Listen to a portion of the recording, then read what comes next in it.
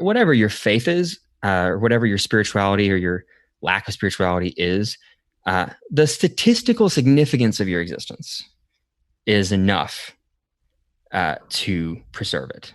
Yeah. Like how just the rarity of just you exist, and that's nuts. Like think of the weirdest, most unlikely thing in the world, and it's not as unlikely as the fact that you're breathing. All right. Yeah. Welcome to the JeffMara podcast. For those of you who are listening on Apple, Spotify, or wherever you are, there is also a video of this on YouTube on the JeffMara podcast channel, so you can check that out as well.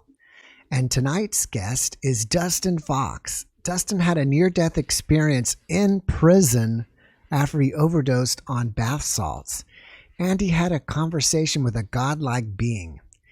Besides having this, he also has a podcast called Worth the Fight, which we'll find out about that as well. Dustin, thank you so much, brother, for coming to the podcast. Thanks so much, Jeff. This is awesome. I've never been a guest on a podcast. And this is actually really my first time really talking this whole experience out as well as kind of, in any kind of public setting. This might be really interesting for you. If I cry, just keep going. Just ask the next question. Okay, great. So let's start at the beginning. And feel free to start wherever you like, but you were in prison and you said you'd overdosed on bath salts. So let's just start there. I'm not even sure what are bath salts and how do you overdose on those? I'm not sure what bath salts are either. I'm not sure if anyone is. What I understand about it is that it is a designer drug. It was really popular, I know, in the news a little while back because it made some people do some really, really bizarre and violent things while under the influence. So I know there was one woman who had murdered her baby while in the car seat of her car while on bath salts. And so it kind of became known. It even became known as kind of this trope of like people eating other people's faces, where they sort of were doing these cannibalistic things while on this drug. And so that's what, if you look up bath salts, you might find weird stories like that. Anyway, so that's what I think that I was on. There's no real prescription labels on prison drugs, of course. Right. So I can't be totally sure, but I didn't mean to take any drugs. My best guess is while I was in prison that we have there's these bags of essentially pre-made coffee, like the Folgers instant coffee crystals that you can buy, and then you just add water to them and you make coffee from them. And I'm pretty certain that what had happened was my bag of coffee somehow became drug laced. Oh, wow. Whether that was on purpose or I switched bags with someone else or something like that, I'm not totally sure, obviously. So I love coffee. I am from Portland. Yeah. And so I would just drink my coffee, in just large doses, and then just go on these, 3 really notable trips over the course of about 30-ish days, including kind of the recovery as well. So that's kind of how I got. I obviously went to prison. This was in 2018. So spent most of that year in prison. That was on some ID theft charges. Right. But I'd never been to prison. I never really was a part of that world. And so I just didn't really, I wasn't really paying attention and just didn't know the rules of that area, that lifestyle, Right. So anyway, made some dumb decisions and ended up on drugs, and that's the setting the scene, if you will, right, of the experience. Yeah, it's interesting because when I think of bath salts, I initially think of Epsom salts, like I don't know, I think it's potassium something, and you soak in the bathtub and it relieves joint pains and stuff. And I think they can also use some kind of derivative of that. If not that, you put a little bit of that in the water, and it cleans out your intestinal system. Okay. And I was this is just a street name. That's just a nickname for it. There's no bath salts in it, as far as I know. And what is when you I'm sorry to interrupt you, but when you described it, I remember a couple years ago, I thought it was synthetic marijuana that they had where people were doing some weird stuff. There was some kind of drug, street drug. and people were like becoming zombies and eating people, That sounds like the same thing. and Yeah. that's what it was. I mean, Yeah. I think it's been referred to as the zombie drug, and I can go into how I'm kind of understand and empathize with Mhm. those people based on what Mhm. I experienced.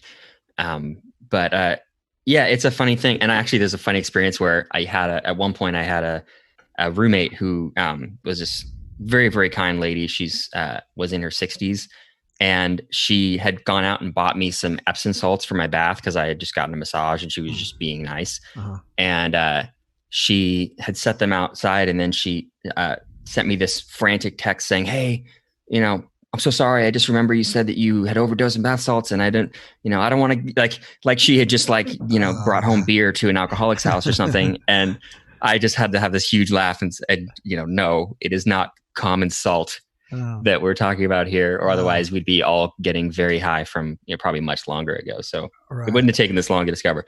So no, I think it's got some meth in it, or and I really don't totally know, but it has some interesting, at least in my case. And again, these drugs aren't really pure. Right. So they're often, 10% or more or less, or, kind of amalgamation of all these different street drugs that are out there at the moment, or whatever's available or cheap, Right. I guess someone just either was messing with you, or like you got the wrong coffee that day, or who knows what. Yeah.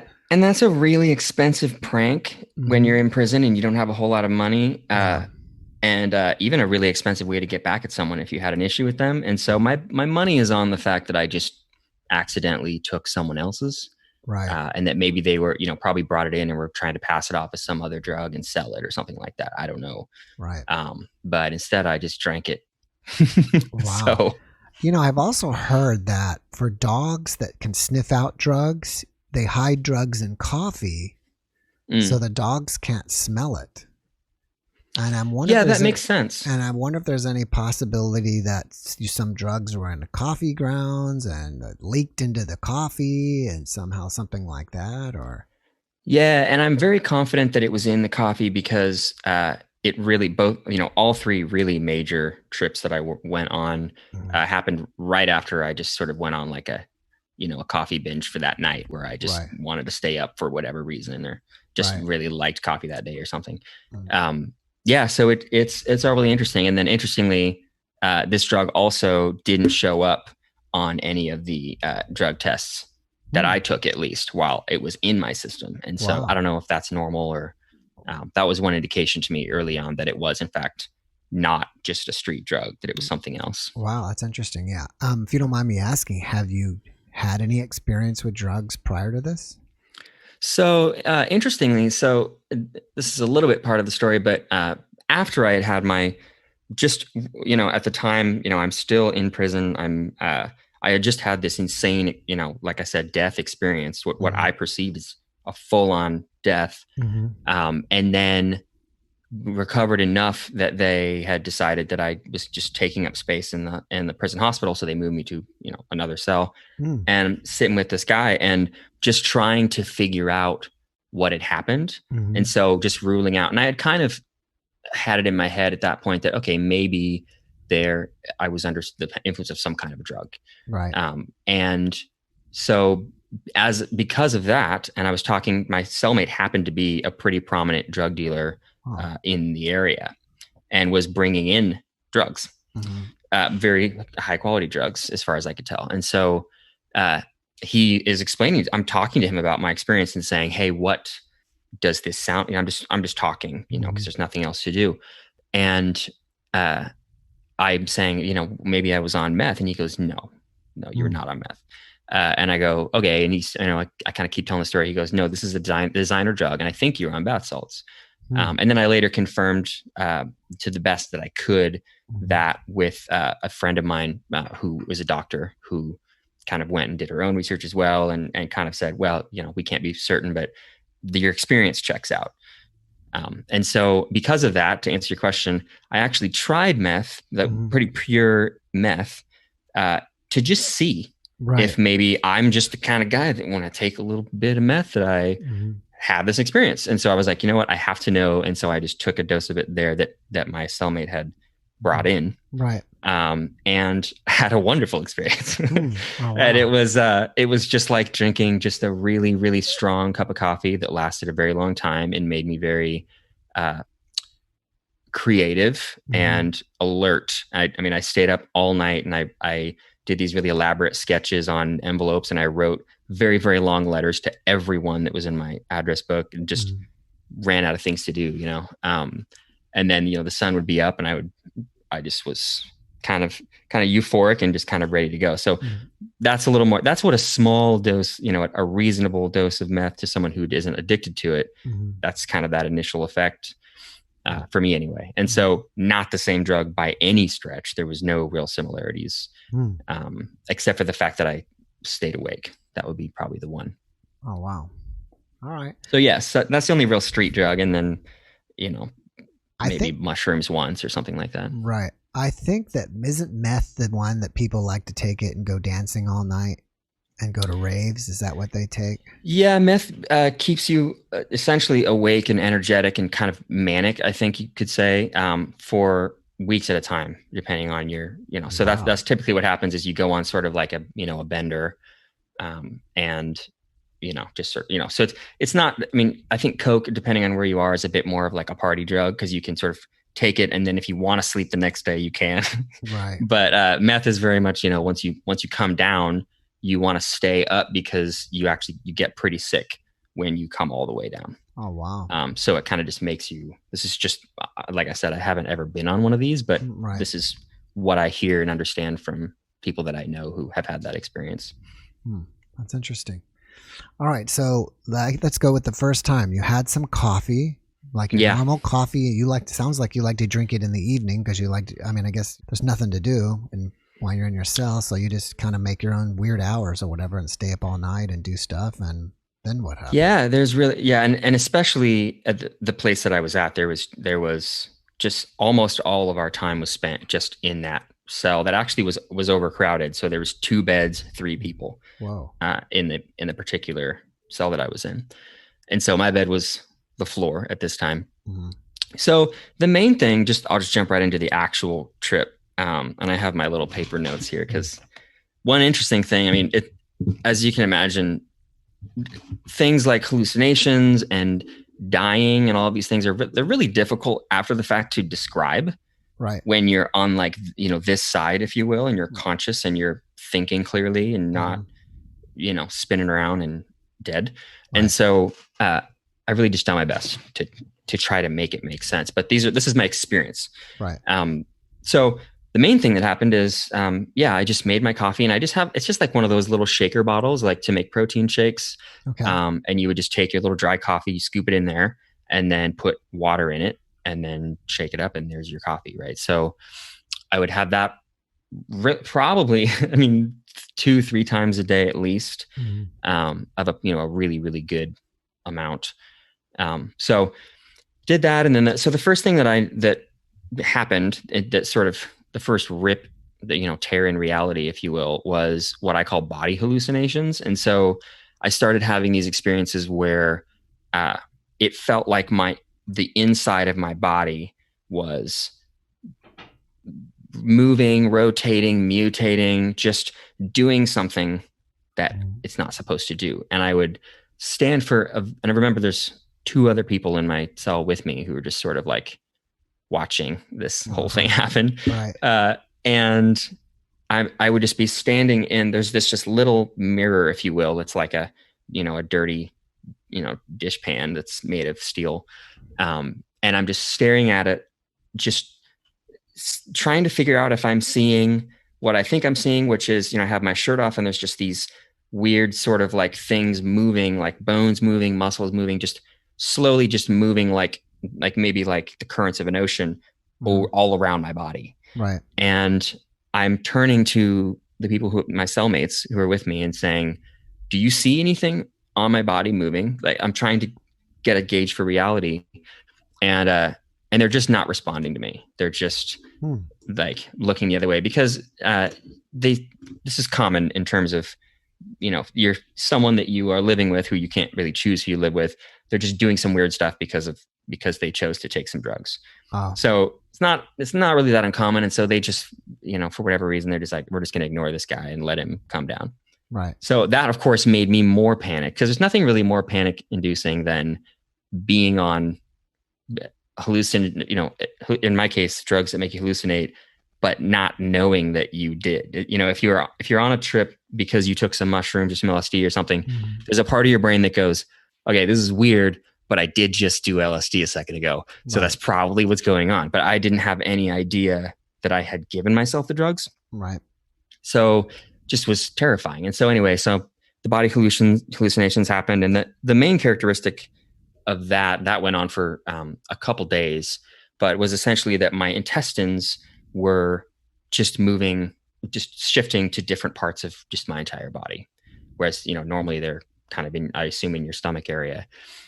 So almost like a jump rope, they would just sort of go up and over and then wrap kind of, around my head under my skin and then come back down. And this would be going on over the course of hours. So very, very slowly, and just sort of like unraveling. Right. So that just sort of affected all of these other weird things. And this is sort of like a 3-ish day time period where I'm not sleeping. And I'm just sort of like laying on my bed, just wondering what to do with myself, because my body I feel like if I start walking or moving around or something, I might damage or even kill myself. And so I'm just sort of laying there, just hoping it'll subside. And at one point they start wrapping the intestines in my mind, start wrapping around my rib cage, sort of like this. And then my rib cage starts rotating almost like a turntable, just around in my chest. And obviously horrified by that. And then at another point, and this is where I sort of understand the tendency of, when you read the stories about bath salts, where they talk about, there's the really famous one that I know the most detail about is the woman who believed or saw or, experienced that she was taking her, I believe her son, who was an infant, who's in the car seat in the back seat. They were driving somewhere and she sees a demon essentially inside of her child. Something, I don't know if she sees the face or what. And she turns and shoots the baby with a firearm in the face. Wow. And then, interestingly, drives straight to the police station. This is what I understand about the story. And goes in and tells the police, hey, there's a demon inside of my baby. I don't know what to do. And so very clearly not someone who's, committing a crime and trying to get away. And so I understand an element of that, because those sorts of body hallucinations where you're just, sort of humans just start just morphing around, and maybe it's you or someone around you. It's just very, very weird. And so one of the things that I did that I can't even tell you why is that with my hands over the course of probably a couple, I don't know how long, maybe an hour, I physically popped both of my kneecaps just out of their socket. I dislocated them. Wow. Just with force. And I think some way I just thought that might help the process of getting over this thing that was going on in my body. I don't remember now. Obviously it sounds silly now. But that's what I did. And so that was kind of the main, the threat of that first one was just like, man, is there something in my body? Am I being poisoned? Is there something in the food they're giving us? What's causing this to go on in my body? I just didn't really know. So anyway, I went for quite a while, and I went and tried to go to the hospital that they had there at the prison. Didn't have a lot of success talking with them because I looked like a crazy person describing what I was experiencing, and they just, they write you off very quickly as someone who just clearly chose to take drugs and is on drugs and, should just go wait it out, basically. Right. So that was that main one. And there's also some other, I'm leaving out some like more,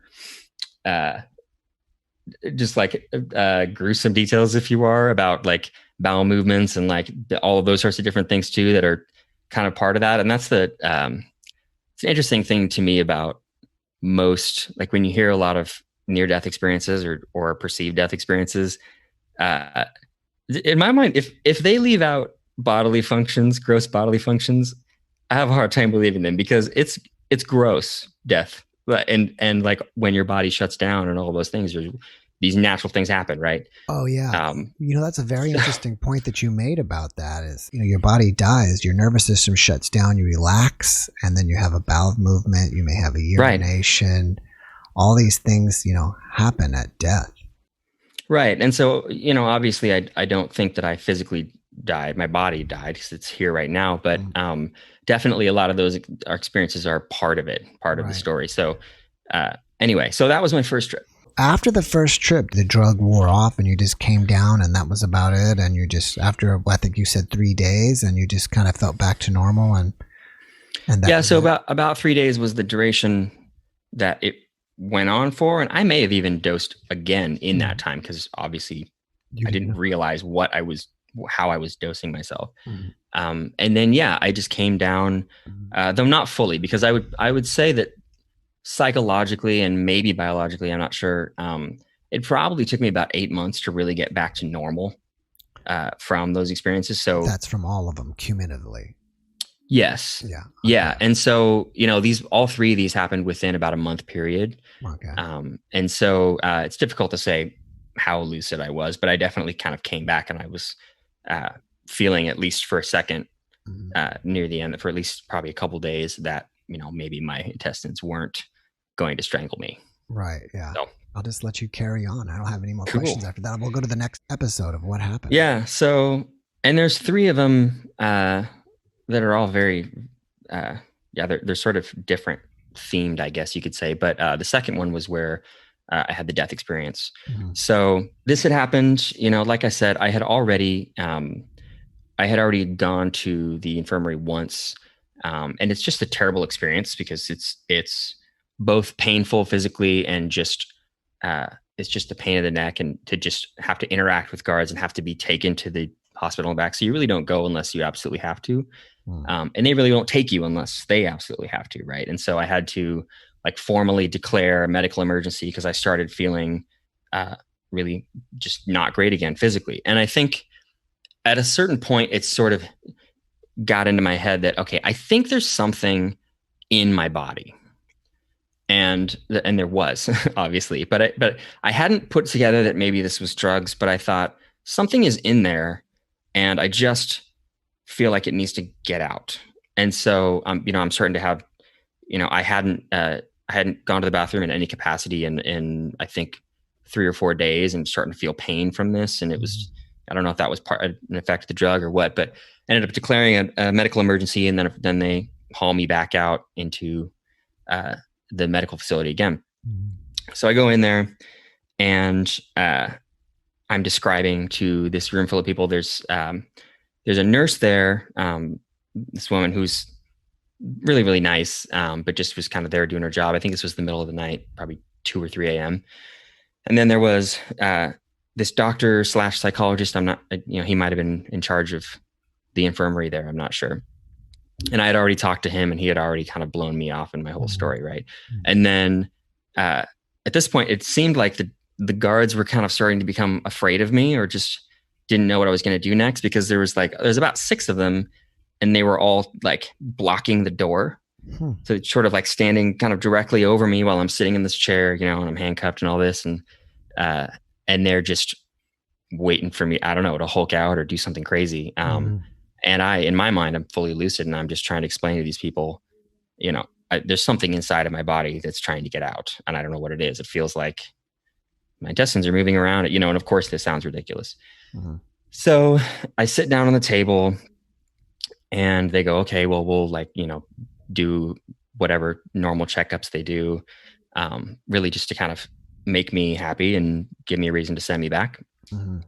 And doctor looks at me, and he says, okay, what do you want us to do for you? What can we do to help you? And I said, I want an enema. Okay. Or I said, I want laxatives. I said, give me laxatives. Right. Because I thought maybe I can flesh this thing out, whatever it is. If it's a creature or a robot or food or whatever the thing, poison, I just need it out. Right. And so they go, okay, well, we can give you some laxatives. Sure. And so I go, okay, cool. So meanwhile, at a certain point, the energy of the room just kind of skyrocketed. I this nurse I was talking about that was on this side of me over here, she's taking my blood pressure while I'm talking to this guy. And she turns to this guy or just, I think maybe even points or shows him my blood pressure. And then everyone kind of starts they kind of jump into action really quickly. So I think that it was very high. Right.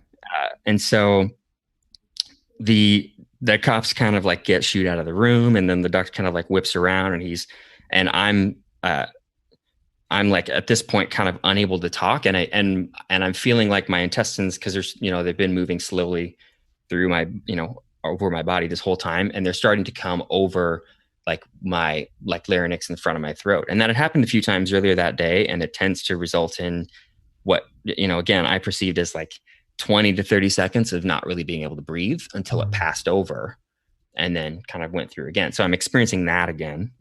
And they're looking shocked from my point of view, and what's going on, what's this guy doing. And so anyway, so they kind of spring into action. And so this cop kind of comes in, and this was I'm skipping a lot, but all of the times where I had attempted to explain to somebody that someone official that was part of this prison what I was experiencing, none of them took any part of what I was saying seriously at any point. And if they did, I think they just saw it as well, that's really going to make today a lot of work for me. And so they just sort of didn't respond to it in any sort of humane way. Right. Sure. And then, so this guy, who I think I found out later is, one of the main corrections officers at this place, he kind of jumps in, pushes all these other guys. They leave the room, and he comes and he sits down and he gets right up next to my face, and he's like, okay, talk to me. So you have these intestines are in your body. Where are they right now? Are they right here? And he's sort of touching different parts of my body, on my chest. And I'm saying, yeah, it's here, now it's over here, And so he's doing that for a while. The nurse is over on this other side of me, just slowly getting more and more freaked out, and telling the officer on the other side of me, we need to calm him down. We need to lower his heart rate. And so he's telling me, hey, I want you to help me, but you have to stay with me and breathe and try to calm your body down. Right. Which I was not having. So anyway, at a certain point, he just says, all right, here we go. And so he just takes me, shoves his hand out of my body and just flips me all the way over and says, okay, we're going to give you an enema, because there's, whatever's inside of you, we're just going to get it out. So at that point I black out. And and then the next thing that I remember, I wake up again at some other point. I'm on the table. I know that they also gave me Ativan, which I found out later, I think is something to try to reduce heart rate at another point. And I remember hearing the nurse who's over on this side of me. I'm in the 200-ish beats per minute range on my heart rate. And what I learned, most people probably don't know what that means. Usually 160 beats to, on the very high end, probably 190 beats per minute is really, really intense work or, exercise. And I actually had just recently talked to a friend right before this who said that I think their mom, that her heart had exploded at 300 beats because they couldn't slow down her heart rate. Wow. And so I knew that was high. Anyway, at a certain point, I was able to get it down.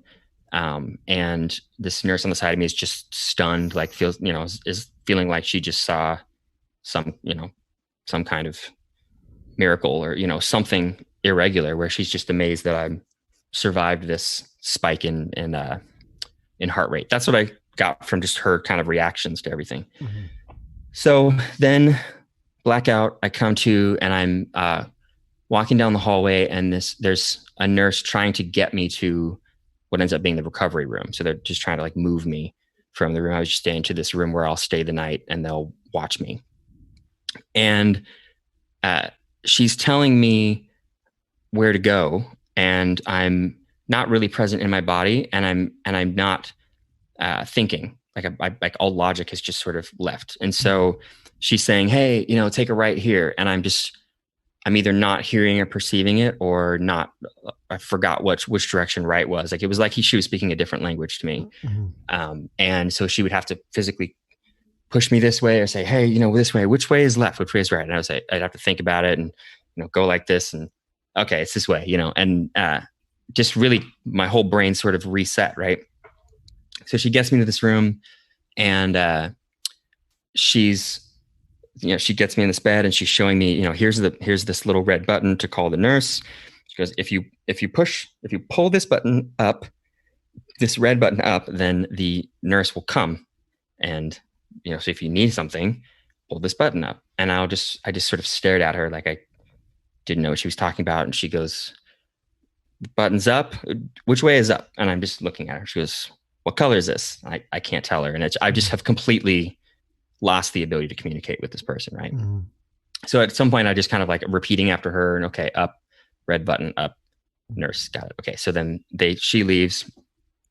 And then I must have fallen asleep and woken back up again, or somehow, maybe blacked back out or something. I'm not sure. And then woke up basically with no memories.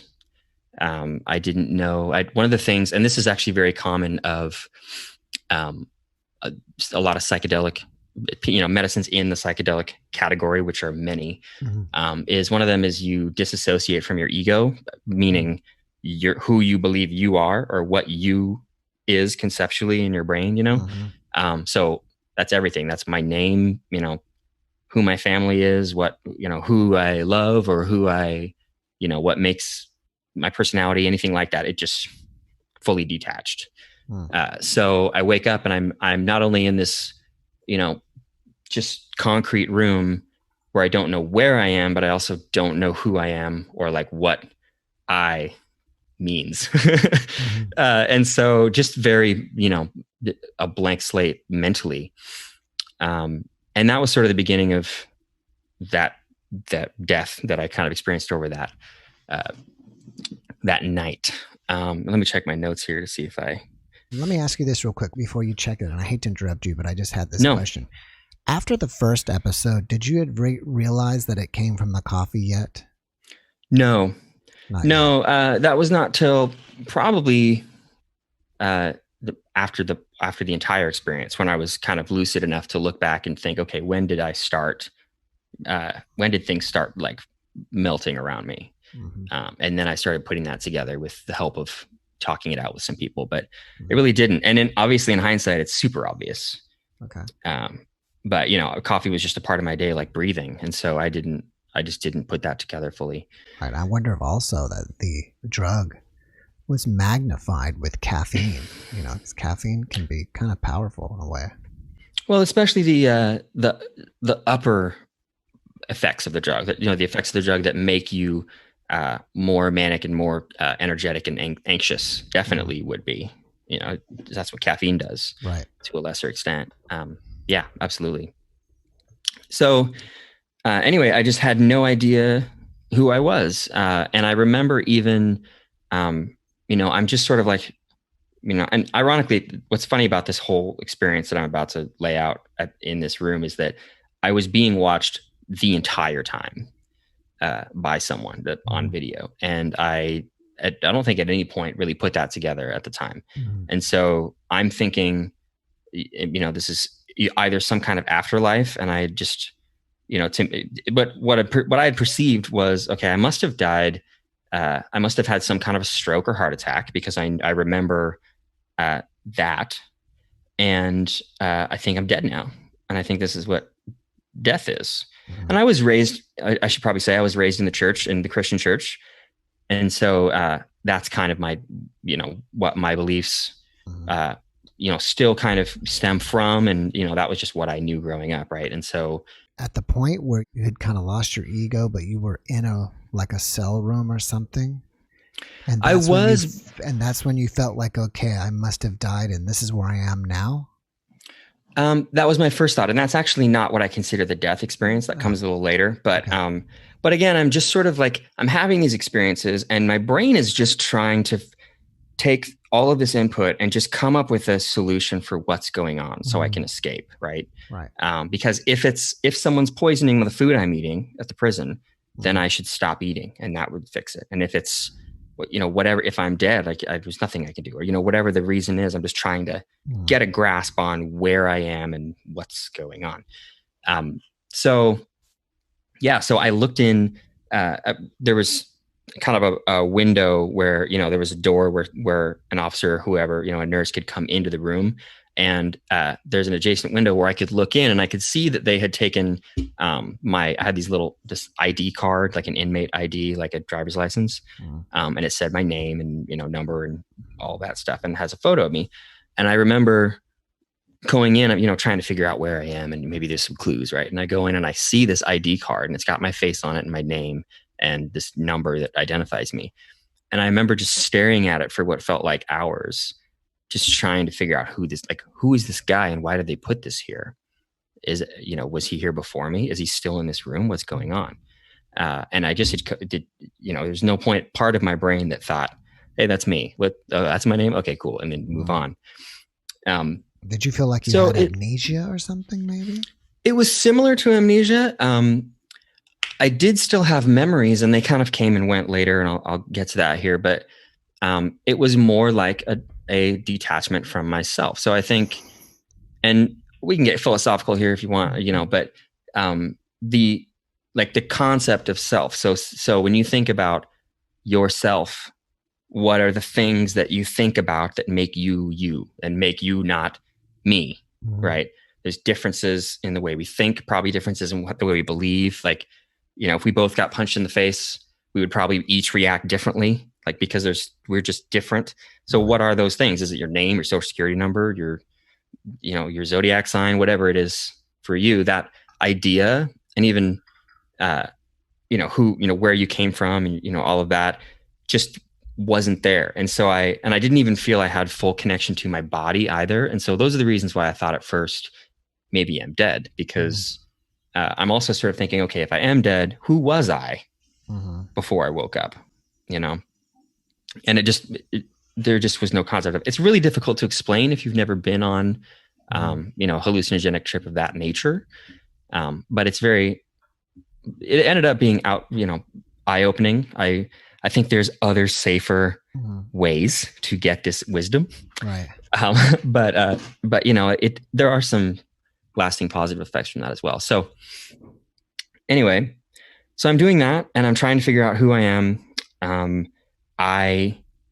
At this point, I'm starting to sort of get glimpses of memories of my old life, but they don't feel like my memories. So it's sort of like somewhere between fully detached from ego and, okay, I know, like, I have these names and people in my head and information about them, but I'm not connecting that they're me or my family or my friends. And so I'm thinking, okay, what are all these names in my head? And I would just kind of go through them like a contact list in your phone. And I'd be like, I'd say like my mom's name. I'd be like, who's she? What's she? Was she, I'm trying to think of clues and like who, what I know about this person. And, at no point in my head do I feel like it's my own mother. And then I just go down the list of these people that are stuck in my head and thinking, who are they? Right. And just really not sure what that is. And so I go through, and I'm skipping obviously quite a bit because this is literally sort of an all-night war going on in my head at this point. And they had given me one book next to this bed that I was in this little room. And the book was Cider House Rules, which I had never really read. It's not important what the book's about, but I think it's about like an abortion clinic and all the people that worked there. And I know it's a fairly popular book. And so I see this book, and at first I'm, earlier on in the night, I was unable to read anything. And so I'm picking up the book sort of periodically throughout the night and just checking, opening the pages and just seeing if I recognize words to just give, for just clues. But, for a while I'm just like, I don't know what any of this is. I can't perceive it. And so I just put the book down. Well, I go in there and I'm starting to get some reading skills back. And so I'm reading this book, and I'm just trying to get some clues about who I was or what, where I am. Right. So I go through this book, and I remember I saw the name Adele was in this book. It was probably some character's name in the book that was Adele. And I had this just, it wasn't the truth, but this total revelation that, I was very certain at that point that all of my life, basically all of my memories I'm in my 30s, right? So like all of those 30 plus years of memories, I had decided that was all a dream that I had last night. And so I'm going back to like, how do I have all these thoughts and, these people's names and all these things in my head? And I go and I see the word Adele and I go, oh my God, that the woman, the singer Adele is fake. I made her up because I read her in this book and then I fell asleep and I just made her up. And I was like, that song, Rolling in the Deep, I wrote that in my sleep. And that's not a real person. Wow. And so then I had fully convinced myself that just last night I had a 30-year dream where I was this person and that all these things happened. And then I woke up and that it was actually not reality. Yeah. And that's horrifying, as you can imagine. Sure. And then I had the really horrifying thought that, oh my God, what if this is every night for the rest of my life? That every night is 30 years. Yeah. And I'm living maybe the same life, maybe a different one each time. I don't know.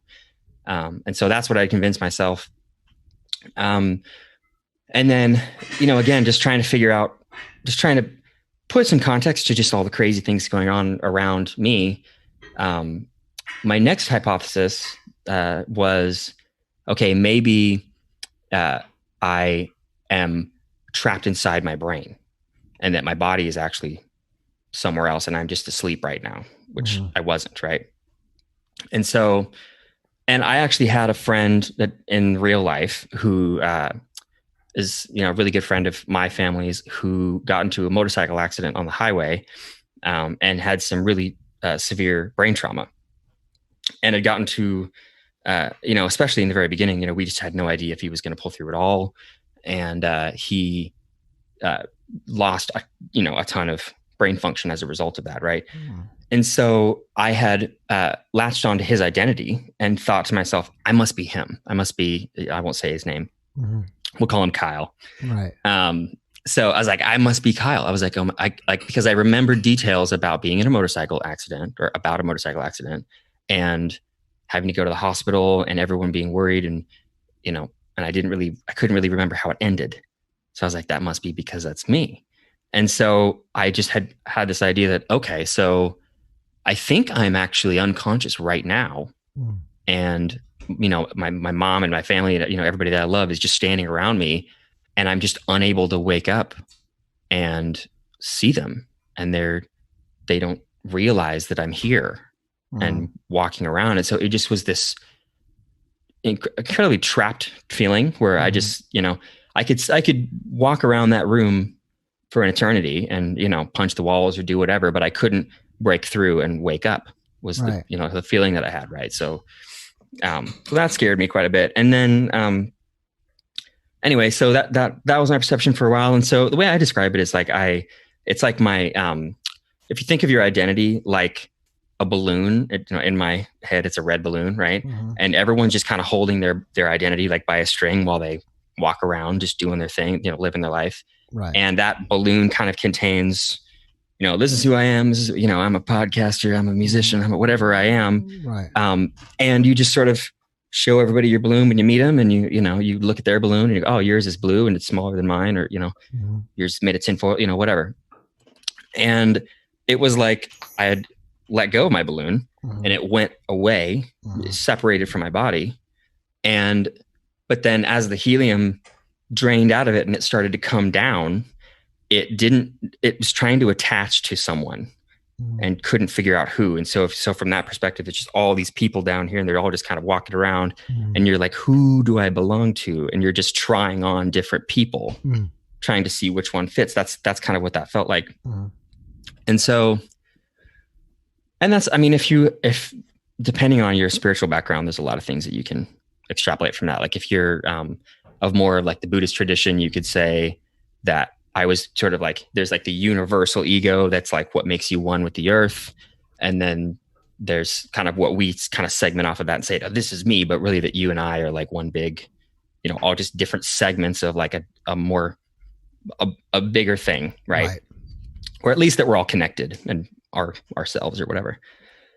So anyway, that's happening. And so I come down, and then at a certain point, to just kind of fast forward a little bit, my body just breaks way down and just starts to get a lot worse again. So heart rate goes up again. I am dizzy. Everything around me is spinning. I'm unable to really move at all. Any sort of movement, like if I try to put my feet down to stand up or walk, I have no control or feeling in my feet. So I'm just unable to really control my own body at all. Mm-hmm. And I just feel like I'm dying.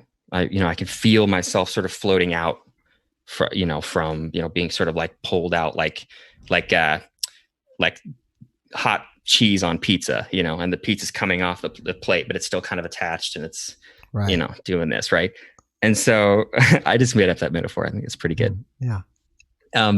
So I feel that happening. And I am, like I said, I was raised Christian. And so, I'm just thinking, all right, I bet I could pray hard enough and this will stop or slow down maybe, or it's worth a try, and this is all kind of feels like it's happening in real time, and I can think of a better idea.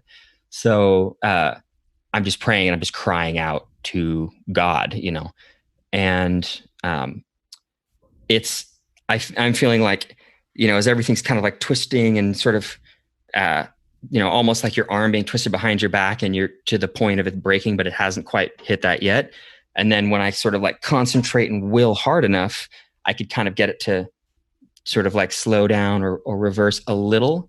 And then as soon as I would let up, it would go right back to it. And I just couldn't overpower it, was what I had the kind of the perception of. And then I remember feeling like I am elevating, like almost like when you're in a roller coaster cart and you're going uphill right before you go over the crest and then take the dive, right? And I'm just elevating uphill, and there's just kind of nothing I can do to stop this ride that I'm on. Mm-hmm. Get to, kind of what appears to be the top, and I'm realizing, okay, if I don't like do something right now, then I'm going to go over this edge. And in my head, that what was on the other side there was no coming back from that. That was death. It was final. Right. And so I'm at that top, and I'm looking over the edge, realizing that I'm, in my head, I can't go over there. I got to try to fight this. And so, I try and just can't. And then at a certain point, I just sort of give up, let go. And then I ascend further. You could say I was pulled out of the seat and kind of like pulled up higher. And just sort of what I remember is having, at this point, some kind of an encounter with what I believe to be God, or to me, it appeared almost as Jesus, the physical person of Jesus. You could probably argue that if someone else was raised in a different, religious tradition, then maybe they'd see something else or someone else. I don't know. Right. But I had this conversation with, this being, and I don't remember a lot of things, but I remember really just apologizing. And I remember feeling just not wanting to end my life, not wanting it to end here, and actually thinking a lot about, who am I going to be leaving and hurting and, damaging by leaving. And so having this conversation with him, and then he tells me, he goes, most of what we talk about right now can't cross over. Like you can't remember it if you go back. So he said, ask me anything. And I remember asking him some things, and I don't remember what they are. And I remember being really angry when he told me that I wouldn't remember anything if I went back. Mm-hmm. And saying, I just basically just defying him and just saying, no, that's not true. And then basically sort of sliding back. So feeling like I'm, kind of sliding backwards, going into more of reality again. Mm-hmm. And thinking to myself, really just willing myself and saying, this guy doesn't know what he's talking about. I'm going to bring some of what he said back, and I'm going to figure out what it means. Right. And so I'm repeating over and over again, like words and names that were told to me so that I could remember them when I came back. Right. Mm-hmm. It was like, I'm going to do everything I can to remember this information. And we'll get back to that in a second. Let me ask you this. Let me interrupt you here. So when you saw this being, do you have any remembering of what the being looked like? I mean, and not only what the person or being looked like, but in your area, like, were you in a darkened space, a lighted space? Do you remember where you were? And or did you hear anything besides his voice, or was it telepathy? And did you hear music, or can you expand on any of that? Yeah. I think I definitely don't perceive it as being a traditional heaven or hell that I was at, for sure. What I would say is that I don't remember speaking with oxygen and lips and tongues and teeth and all that. So I do think there either was telepathy or the same experience could be said of when you dream and you just sort of like know that somebody thinks something or says something because you made it up in your head. So I mean, but I don't remember speech necessarily. But he definitely appeared to me as what in my head I imagined Jesus Christ to look like, which was kind of a guy in a white robe, and not actually. I guess this is interesting. Not really of any particular ethnicity, but just sort of like just a very close sort of face and voice, almost as like just sort of an enveloping sort of sound. And it was very quiet and sort of like almost like you were inside their lungs, sort of like everything was very loud and kind of all around you, but he wasn't speaking loudly. So I mean that's kind of what I remember about him. I think and then in terms of the setting, I think that it was sort of an intermediary place, or that's what it seemed like. So it didn't seem like that where I was necessarily where I was going. If I decided to cross over, I definitely had the perception that I hadn't fully crossed over yet, right, but that I had entered this sort of like fork in the road, right, where I, had to, go over one way or the other and, pick a side of the fence. Right. So to me, it wasn't dark or light. It was sort of, I guess, kind of like a bluish. And if you picture like a camera with a really, really tight aperture and like, everything but the subject, like a person or a face, was like out of focus in the background. It was all sort of like that. Everything was sort of smeared and gone except for myself and Jesus. Right. Right. And that's what I remember. It was moving. So, not just sort of static around us, but just more of like a, like currents in an ocean, like I had said before. So yeah. And like I said, I don't think that was my final destination. But that's what that was. And then what happened next is essentially I descended, into, more of what I'm not sure how I would describe it, but what basically happened is I've actually, and doing a little bit of research after the fact, have found some others who've had similar experiences here. I essentially, started out with going down the path of, okay, what decisions led you here to your death? It was sort of like a debrief of your life, right? And like, okay, where did you mess up here?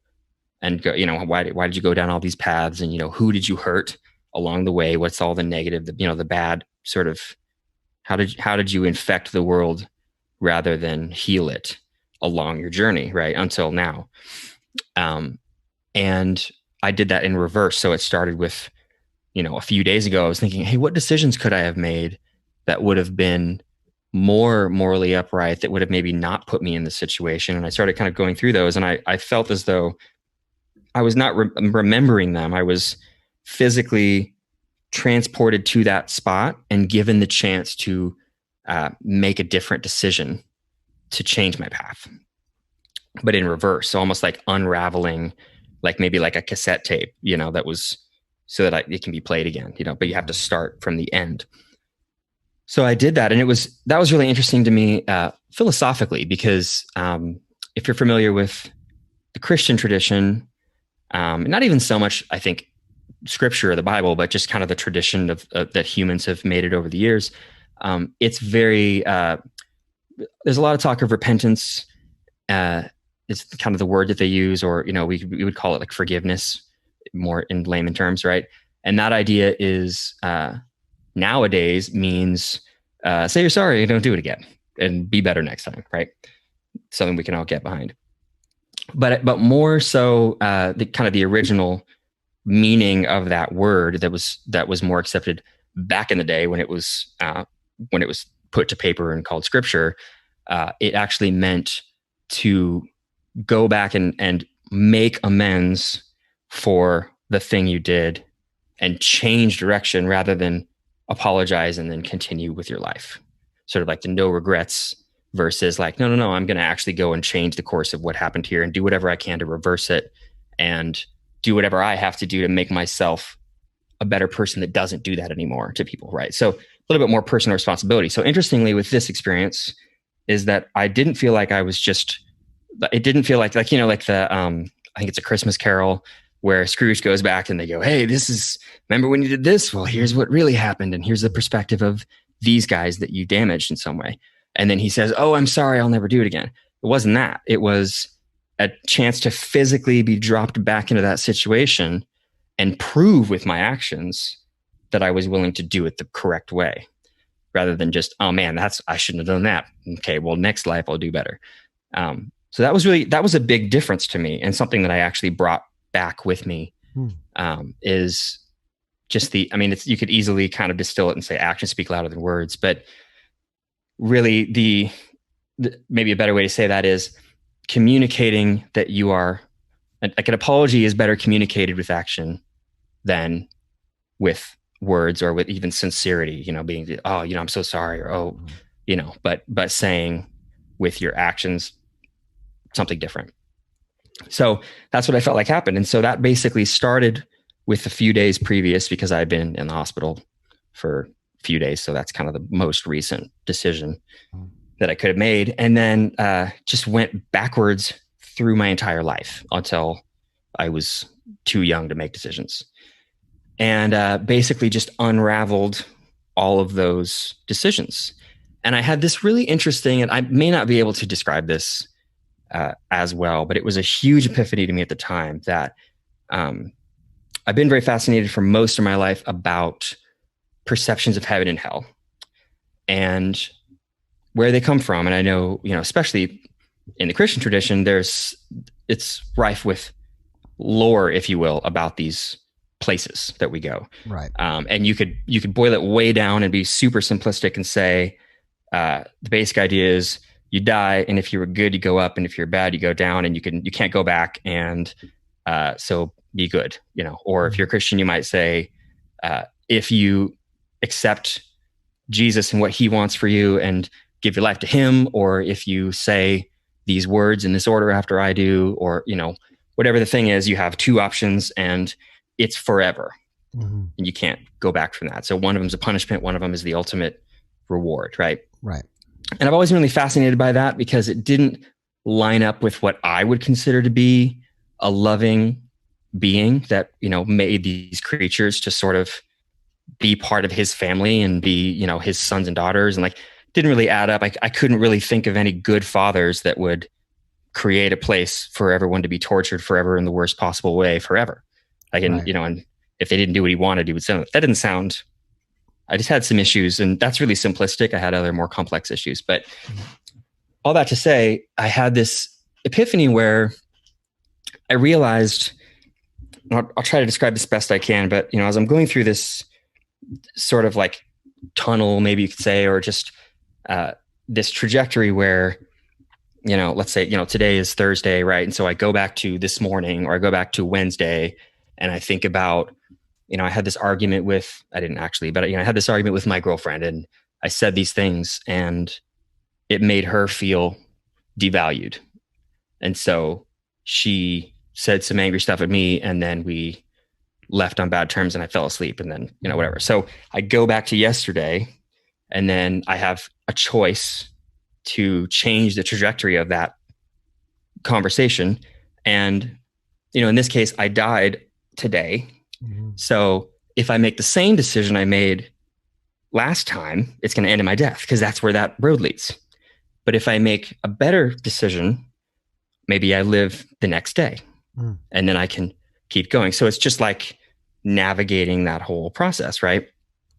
And so I'm doing that. And when I essentially, there's no right or wrong answers, but it's just that if I keep getting stuck and, not being able to, I'll use the word repent again, right? Being able to relive the same situation, but do it in a way that's exudes love and oneness, and, is healthy, or, is doing good and not harm, then I'm just going to reverse back to the day before it. And I'm just going to keep doing that. And I'll never die, because I will just kind of go back to that day and just repeat it as many times as I want. Right. So I'm sort of starting to realize, as I'm going through, maybe these, like, you could think of it as like dungeon rooms, where like you beat one dungeon, you go to the next, or whatever. And I'm realizing in my head, as I'm going through this, that like, this is like maybe what eternity means, is that I'm not like, I just, if I didn't make the right choices, I would just be on a loop forever. And if I did make the right choices, at a certain point, I would reach, again, you could call it enlightenment, you could call it whatever. But I basically would spend either the rest of my life going back and forgiving myself and learning to be perfect, for lack of a better word, in the sense of being whole and loving and just complete as an individual. So because there's kind of that way where I can just basically erase all of the hurt and harm that I've ever done, and make, just wash it clean. Right. And be sort of taught and learned in the process, what it means to be human, and like in the most perfect, loving, cosmic sort of way. So that, to me, in my head, I thought, okay, that's heaven, going in this direction, and the other direction is hell. And whichever way you go is eternal, because you either get to your birth, and who knows, I don't know what happens then. Maybe you start over, maybe, I'm not sure. Or you get to your death and you loop that way. And so it just was like this, I realized it was just sort of like this thing that almost like a ring that was just sort of always turning inside out on itself. And if you turned it one way, it would be just a horrific existence forever. If you turned it the other way, it would be something that you just never wanted to end. That was endlessly fulfilling, because you were able to go and you had this knowledge and ability to, I can go and I can have this conversation with you, and I can be like, man, now I know what to do and say to make this, to like get to the core of this person and change their life forever, and make them a more complete person to go, so like that was heaven and hell and eternity for me. And that was like a really, that was just a mind blowing concept to me at the time, which I wouldn't probably have, I think that probably sounds pretty strange to a lot of people that I know that were raised in the church, and maybe even kind of against some of the teachings of the church. But that was my experience. That was my literal experience. That's not just like a thought I came up with. That's what I remember happening to me. So you were, that wasn't something that you thought of after you came down from the drug. This was something that you were still experiencing, this kind of looping and going back and fixing things while you were still in that state of, being on the drug. Yeah. And it was part of the coming not coming down from the drug, but coming down But coming back back to from earth. heaven. Yeah. Yeah, was, as part of sort of like, falling back down, and maybe even as kind of like a gauntlet or something like that, as, as part of coming down. So I think it was a just sort of like a preview of what, maybe what, for some reason, it felt to me like this being Jesus was trying to communicate to me, and just say, hey, here's a different way maybe to look at the things that you've been taught your whole life, or, here's, maybe it was only for me, maybe it doesn't make sense to anyone else, or I'm not sure. But it definitely felt like wisdom that I was given. It really doesn't line up with anything I ever have thought or believed or taught or was taught in my actual life. And that's one of the reasons why I kind of give it a lot of thought and a lot of credence still, because I think, it's just not something that I would have like dreamt up or thought up based on my own experiences of my own life. Right. Because it does, in a lot of ways, it conflicts with some of the things that I was taught and believed before that. Right. Let me ask you this. Are you still Christian today? Yes. That word has, I think, different definitions in different settings. And so that's why I hesitated a little bit. I think that there are a lot of people that call themselves Christians, especially here and now. I'll say that vaguely, that say that they're Christians that I would absolutely not associate myself with, and I would not want to be compared to. And so so for me, I think that word has maybe lost a little bit of the meaning behind it. But ultimately, yes, I subscribe to what I believe to be scripture, which I think was given to humanity for a reason, and and is a guidepost, if you will, at the least. So yeah, but definitely not your average Christian, and definitely one with, I think, a different, as you can kind of tell, a different experience as well, that I kind of have to, so for me, I think Christianity is also a large part of it is just wrestling with the unanswered questions and unknowns, which that's also just being a human being. But as it relates to my faith, it's that's a part of the practice, rather than it just being like, that's life, things don't all make sense. But really sort of practicing being present in these things that don't fully make sense, and doing your best to commune with God, the universe, what have you, to sort of not even necessarily find answers to those questions, but just to find peace in them, if you will. And sometimes answers come, and sometimes they never do. And so not being attached to those answers. So I would say yes. And, ultimately I do believe, that experience was spiritual, and that it happened, if not physically on this particular plane. Right. I do believe that who I talked to was Jesus in like a divine form. Sure. And that's just sort of me thinking about it after the fact. But truthfully, I don't know. And I think that's difficult for a lot of Christians to say, that they don't, that they, this is the tradition of our faith. This is what we believe. This is what I think is true. But the evidence is not sufficient for me to know it's true. Right. Outside of just believing. Do you feel that, let's say after this experience now, did you start studying the Bible more closely, going to Bible school, really getting into more, following more the rules or the teachings of Christ? Did you become, more engrossed in it? Did that change you any way that way, Because I think that's a great question. I think that, Christians, some people can say, I just go to church on Sunday and that's enough for me and I'm a Christian, where some people will go to church on Sunday and on Wednesday they'll go to Bible study and, and they're more into it. So they've memorized the entire Bible and read it every year. Yeah. So I'm just curious, after this experience, did you feel like you got more into it? Or you didn't need to get into it because you've already had this experience? Yeah, I don't think I particularly did. And to be fair, I have for most of my upbringing, where I was in a church setting, I was always a critic. I remember, my earliest church memories of sitting in the church. I would just be sitting back and hearing whoever the person was that was on the stage or addressing the crowd. I remember just thinking, just like poking holes in things and just thinking, that doesn't make sense. Or like, how can that be true if the other thing he said over here, those don't mix? And, I always had that. And I think I probably know more scripture than the average Christian.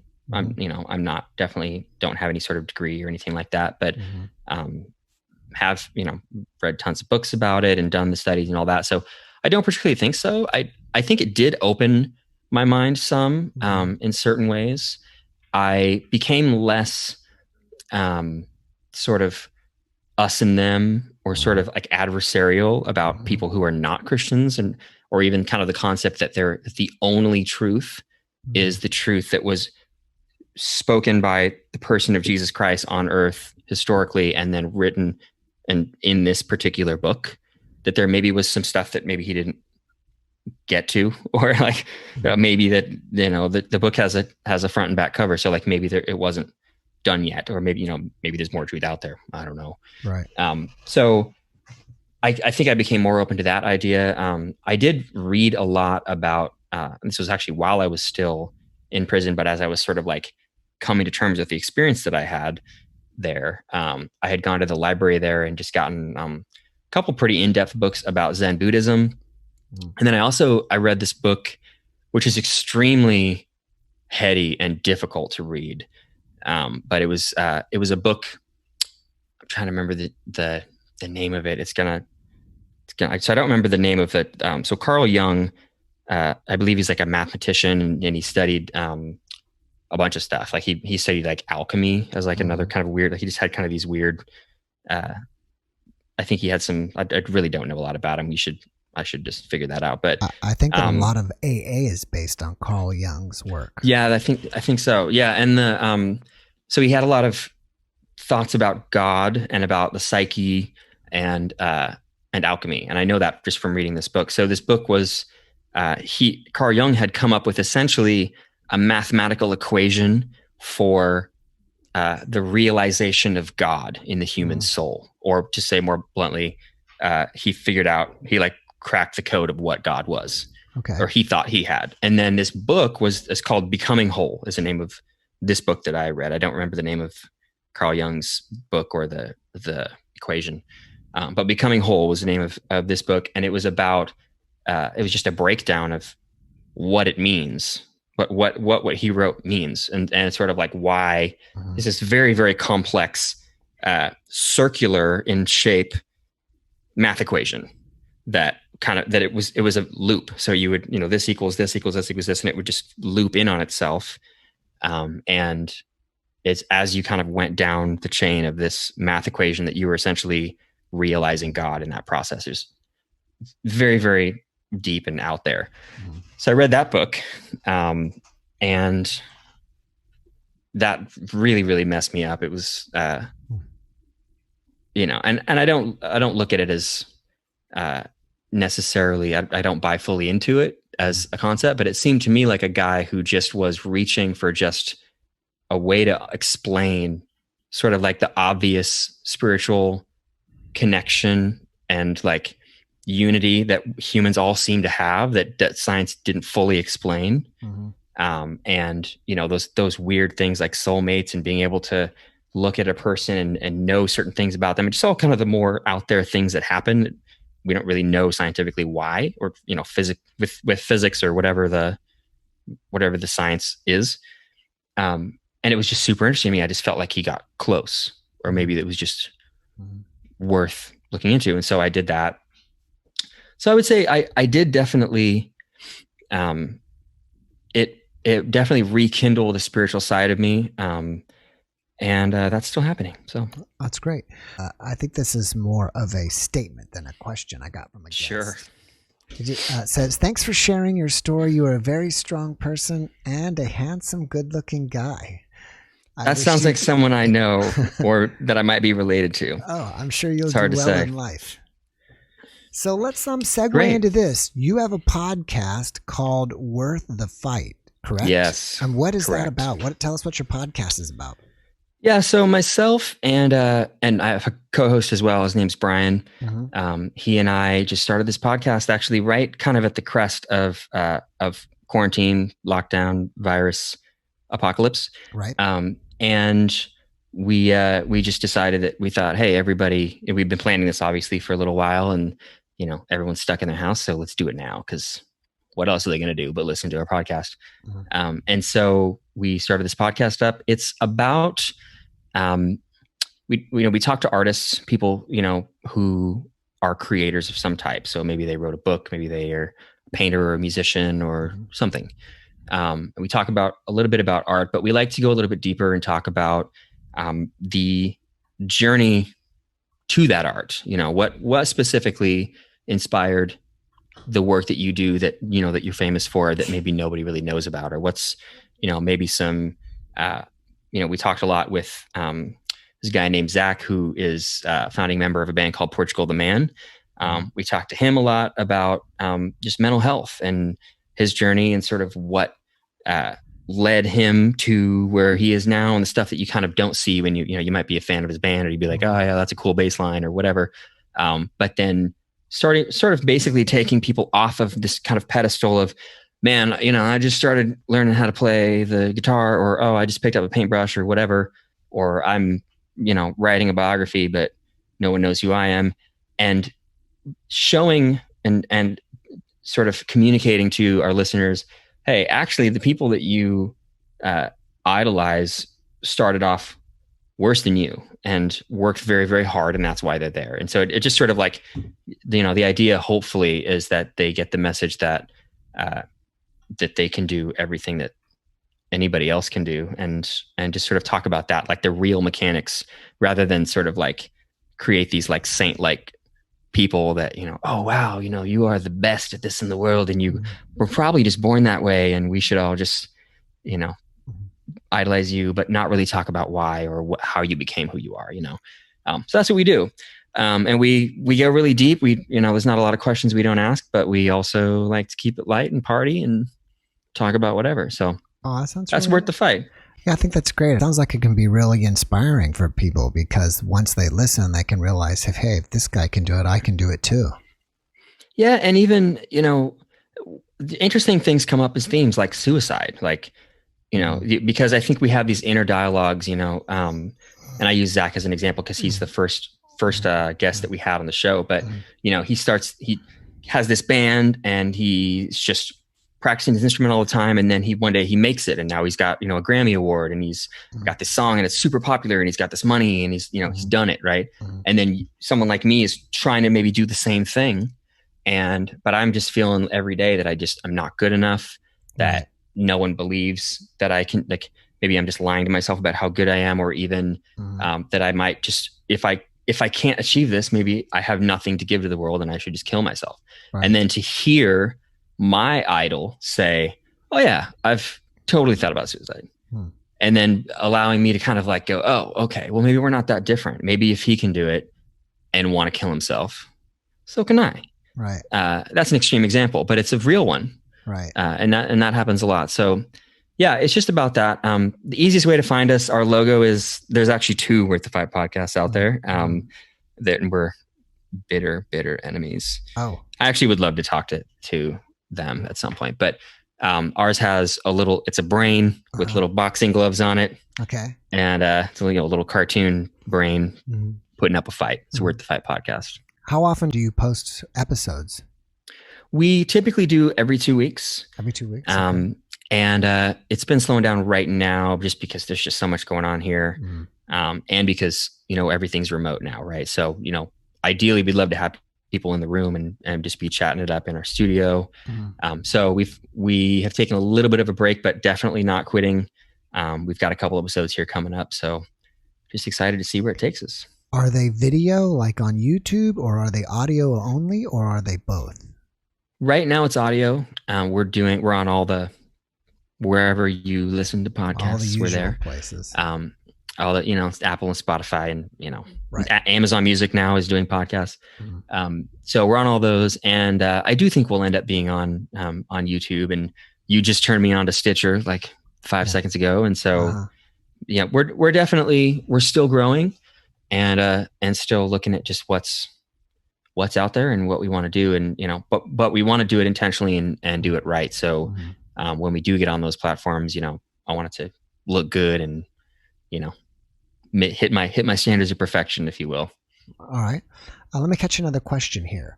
What do you advise people who have suicidal thoughts? Do you have any advice for them? The short answer is no. I no, I would not. I would not claim to be an expert on that, or I would not want anyone's life in my hands necessarily. With by answering that question, what I would say to somebody if they're currently having suicidal thoughts, I would just say that, in the end, I think most people who have suicidal thoughts are thinking on some level that they are doing the world a favor. Yeah. And I would just say that is the opposite of true. Right. I think that you are only causing harm, and there will be nothing but tears and pain of the people that you love if you do that. That is the thing that stopped me when I had my experience where I wanted to kill myself. It wasn't there. No one could have told me in that moment that I was valuable, or that it wasn't my fault, or that there's something to live for, kind of those standard things that you hear. I wouldn't have heard any of those things, but I did think about my mom crying and how she would never get over it. And that for me was enough. And then later, of course, you do realize those things, oh, wow, I actually am valuable. And I'll say this too. I think when you get to a point of suicide, you must have, there's a long road to that point, right? Like no children want to kill themselves. Right. It's not something that's natural. It takes, a certain amount of experiences over a certain amount of time that just kind of, you look back and you go, man, I think I see a pattern here. I think the universe is better off without me. Right.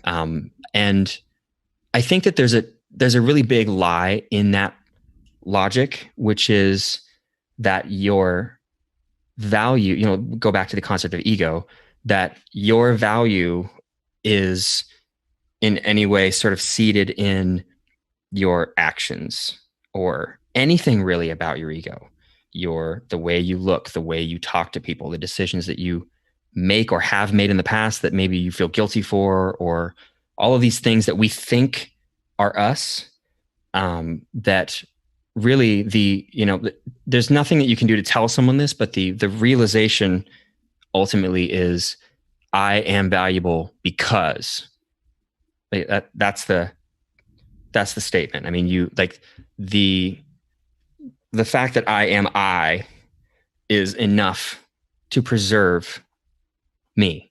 Right. And anything beyond that is a lie. That idea that, well, I've got, I'm doing these things and they're helping all these people, and that's not why you're valuable. It's just not why. It's not the way you look. It's not the way you make anyone else feel. It's not anything except the fact that you exist, and whatever your faith is, or whatever your spirituality or your lack of spirituality is, the statistical significance of your existence is enough to preserve it. Yeah. Like how just the rarity of just you exist, and that's nuts. Like, think of the weirdest, most unlikely thing in the world, and it's not as unlikely as the fact that you're breathing. Yeah. That's impossible. There's no way that happened. Yeah. Based on, you don't, just doesn't happen. And so these are all just reasons I think that, you just never know what's on the other side of tomorrow. Right. And it could be anything. It could be what you've been hoping for. It could not. But at the end of the day, you are, you are just like a sack of value. It's kind of how I look at that. Is that just the air in your lungs is just like gold. Yeah, I like that. I heard a guy say this once: just being born in the U.S., you've already won the lottery. Sure. Yeah. That's a great point. Being born at all, and even being born and dying early, or being born for a moment, being able to open your eyes, to have a single breath, is also incredible. It's sad to those that have to carry on, but I mean, also just amazing. I got a nice comment that they like your hat. Nice hat. Thank you. This is my pink. I guess it's my podcast guest hat now. It's Rip and Dip, Rip and which dip. is it's like a skate apparel brand. I'm still a skater at heart. I've been skating. I haven't been skating since I was a middle schooler, high schooler, but I did back then, and part of me that did that will never die. So that's cool. So here's my little nod to my former self. So, do you have like a Facebook page or a website for your podcast? How do people find out about it? Can they find, maybe if you have a Facebook page, you'll post like, hey, next podcast is going to be this guy, or is there anything else people can find out about it? Yeah. I just heard about Facebook. That seems like a cool website. I should get going on that. Yes. So Worth the Fight podcast is where you can find us pretty much everywhere. We're really active on Instagram. So that is, that our username is We Are Worth the Fight. Like we are collectively worth the fight. You can find us that way. We have, our website is worththefight.blog. Okay. That's our website. And so on there, we're just kind of getting into apparel as well. So we've got this really, really cool shirt that I wish I could show you right now, but it's too far away from me, but I'll send you one. And it says You Are Worth the Fight, and it's all in all black. And it's just, we just want to kind of push that message that just, like I said, that individuals are valuable, just by themselves, just intrinsically. Right. So we have that for sale up on worththefight.blog. And then, like I said, if you go to our Instagram or Facebook as well, Worth the Fight podcast, you can see everything else. So all the links to all of the different audio platforms where you can listen to the show. We have 5 episodes that are live right now. SoundCloud as well. You can find us there. So like a simple Google search of We Are Worth the Fight, look for the brain and the boxing gloves. And the boxing gloves, and we're all over it. Do you have any other projects that you're working on right now that you want people to know about? Projects. Well, I have some that I don't want people to know about because they're still kind of in their early stages. I am one thing that I had been doing for a long time that, for the sake of this podcast isn't really related, but I have been a musician for a big chunk of my life. And so I'm working on a music project right now. And it's just a little early to say a whole lot more than that, but I'm really excited to sort of see where that goes. I am also a health coach, which is something that I started doing here during, again, the very beginning of quarantine. So February-ish, March-ish, whenever I don't know. I feel like we're in a time warp right now. Right. So I've been doing that, and that's been amazing. So I have been able to, first off, help people who have a lot of weight to lose, or that want to have a goal of losing a lot of fat. And I've had really great success with that. I think the unofficial average would be about 40 pounds this year of people that I've helped lose. So roughly 40 pounds of fat. And I myself, not a big dude, but I've lost about 30, I think, in that time as well. So I'm on my own health journey, as well as sort of helping other people along the way. So if anyone out there is interested in learning more about that, definitely hit me up. That would be great. But it's really that, those are the two main things. I just, I think right now in this stage of my life, it's just really important that I take, I think I spent a lot of my life being on the receiving end of generosity and wisdom and just like the kindness of others. And I think that this next 30 years, I think that's a country song, my next 30 years, this next chunk of my life is going to be giving that back. And so hopefully people hear the message that they have value, that they are quote unquote worth the fight. And, and that I'm able to help as many people along the way as I can, be that, with their physical health or mental health or, whatever, and hopefully, spread that, and then they can do the same. Yeah, I think that's great. Is there a way for people to contact you besides the podcast? Like, for example, if they want to, talk about their weight or whatever, how do they talk to you about that? Yeah. So my Twitter and my Instagram is just dhart, the letter D and the word heart. That's So yeah, H-A-R-T or H-E-A-R-T? just like a beating heart, Okay. uh, just pumping blood through your body. Yeah, just D heart, one word. And then actually Facebook too. So facebook.com/dheart, Instagram.com/dheart, Twitter.com/dheart. I got in really, really early on all three of those. Mm-hmm. So I got them all to match, which is great. So yeah, just dheart, look me up. And yeah, I'd be happy to just talk to whoever needs it, and help if I can, or maybe point them in the right direction if I can't. Oh, that's great. All right. Before we wrap it up, do you have any final message that you'd like to share with everybody? I'll say two things. Number one, I hope that no one takes anything that I say as advice or gospel. I think that I am not any better, more wise, or even necessarily more experienced than the next person. And nothing's more valuable than your own experience. So, I obviously am flattered and appreciate anyone who asks any advice or anything like that. But, really, I think that your strength lies within yourself. That's what I would say to anyone. And to the other thing would be, and this is just a theme in my life, I have it tattooed over my heart, is along those lines, is know yourself. If there's a journey, if there's a fight worth fighting on this earth, whatever you believe, again, spiritually, or in terms, whatever your individual beliefs on anything might be, I think we can all agree that there's value in investing and educating yourself on yourself. And so that's what I do. That's what I try to help other people to do. And that would be my parting words, is know thyself. Yeah, I think that's great. All right, before we go here, let me give you one last positive for you. I got a nice comment that says, "Thank you for your positive message. You are a cool guy." And I agree with that. Thank you. Dustin. I actually just typed that myself. Oh, you did? Yeah. That's from you. Yeah. A little affirmation. That's great. Dustin, thank you so much for opening up, sharing your experience with us. I wish you massive success with your podcast. I wish you even more success with your music career. I hope you make it big time, win a Grammy, so I can get, now that I know you before, I can get you back. Excellent. And get Grammy a winning Dustin Fox on my podcast. That'll be real. At that point, then I will have made it. Yeah. Come back to your podcast with the trophy. That's exactly. And I can say, see, I had him here first. It's you. You're the one. That's when my career started, was just right now. No, after you.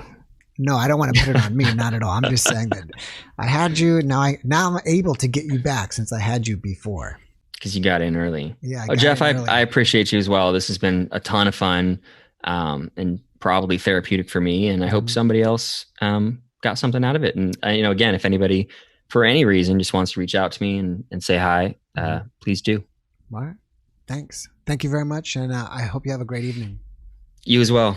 Talk to you soon, my friend. All right, bye-bye.